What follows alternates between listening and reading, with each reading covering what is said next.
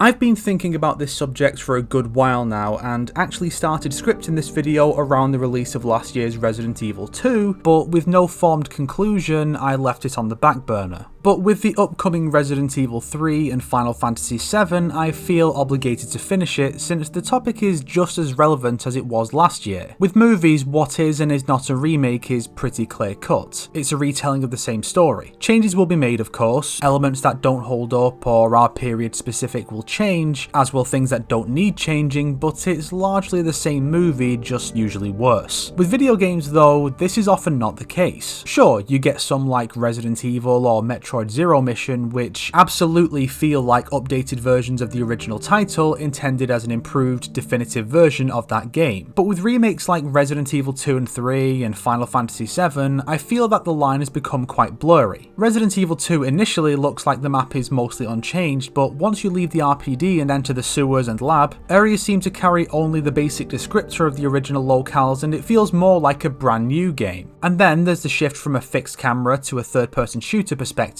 Yes, the plot is mostly the same, drawing on all previous scenarios to make a kind of definitive version of the story, but is that really all that's needed to be considered a remake? Take the Darkside Chronicles for instance. That game retells RE2 and Code Veronica in a rail shooter format. The environment is much more faithfully recreated compared to the remake, and the plot has very few tweaks beyond the two characters being together the whole time. But no one would ever consider this game a remake of those two. Why is that? Is it because it retells multiple games instead of one? Well, no, because Crash Bandicoot and Spyro the Dragon's recent revivals were remakes of 3 games apiece, and no one would argue that those aren't remakes. Is it the shift in genre? RE2 is still a survival horror after all, while DSC is a rail shooter. But then I'd argue that there is as much difference between an old school survival horror and a rail shooter as there is between a turn-based JRPG and a real-time action RPG. So what is the core essence of a video game that must be preserved to qualify for the moniker of remake, if not the story, gameplay or level design? Is it the tone and atmosphere? Resident Evil's remakes are notably more serious and grounded than the originals, so it doesn't seem to be that.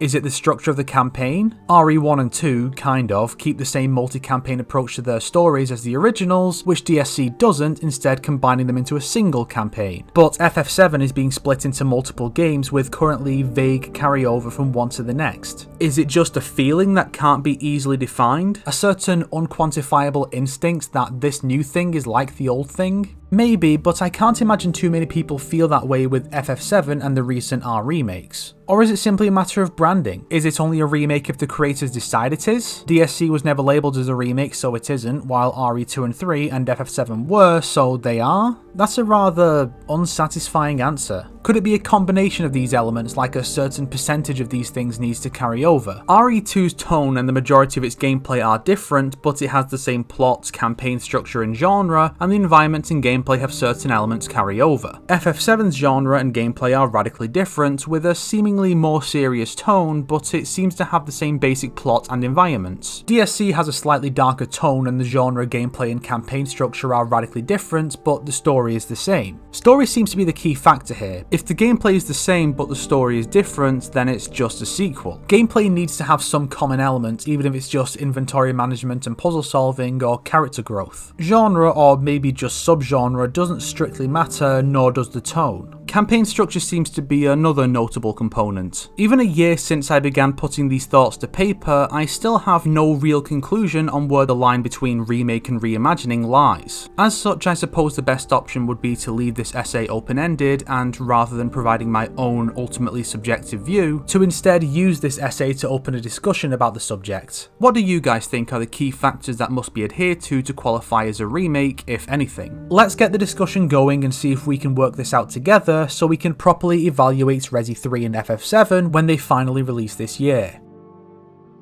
If you liked this video, why not subscribe and support me on Patreon like these fine people here? If not, then make sure to share it with your enemies so they can suffer along with you.